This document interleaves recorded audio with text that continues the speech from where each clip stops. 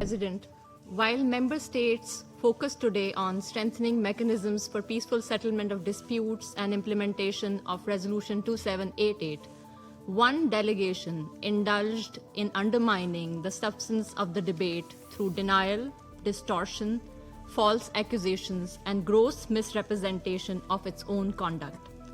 It is ironic to hear India preaching peace while breaching international law and Security Council resolutions and practicing aggression against all neighbors.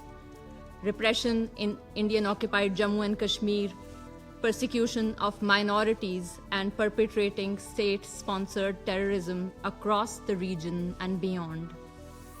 Madam President, Jammu and Kashmir is neither so-called integral part of India, nor is it India's internal matter.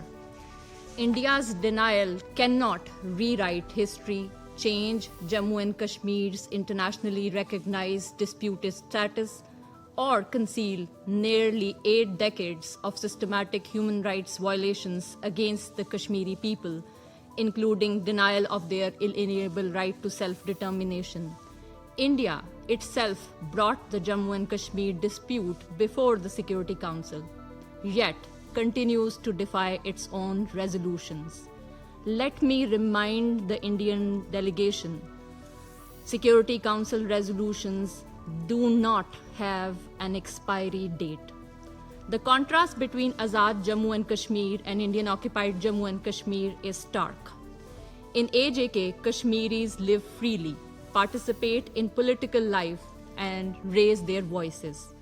In Indian-occupied Jammu and Kashmir, voices are silenced, dissent criminalized, thousands of cases of detentions, extrajudicial killings, enforced disappearances, and conflict-related sexual violence used as instruments of repression, demographic changes imposed, and the right to self-determination denied. Rights exercised cannot be equated with rights denied.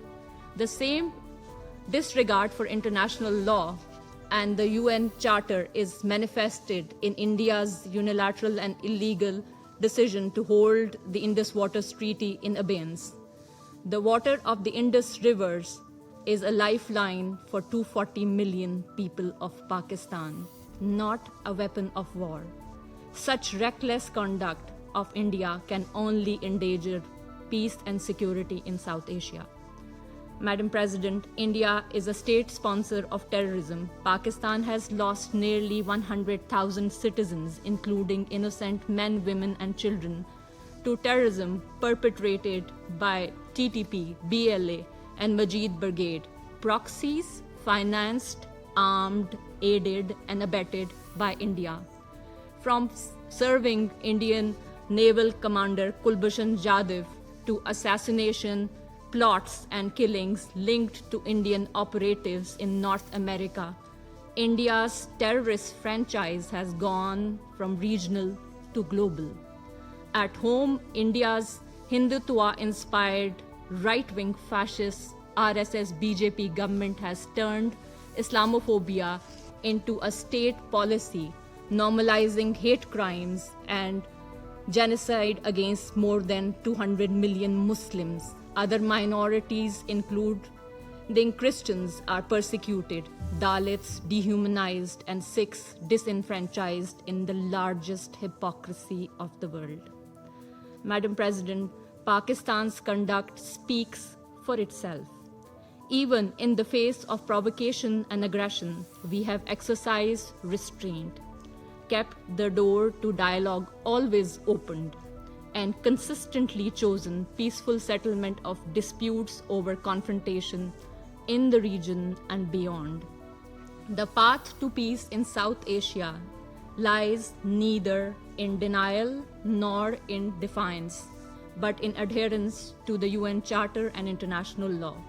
We hope that India will introspect on the recommendations presented today and demonstrate the moral courage to implement Resolution 2788 in letter and spirit, honor its treaty obligations, and engage sincerely in the peaceful settlement of Jammu and Kashmir dispute in accordance with the Security Council resolutions.